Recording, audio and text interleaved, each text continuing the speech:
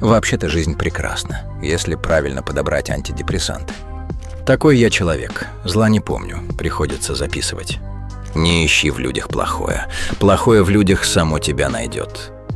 Если твоя жена клад, то тебе принадлежит только 25%. Деньги меня не волнуют, они меня успокаивают.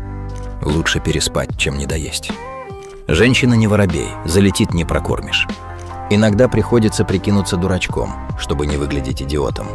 Я вам не диван, чтобы быть удобным.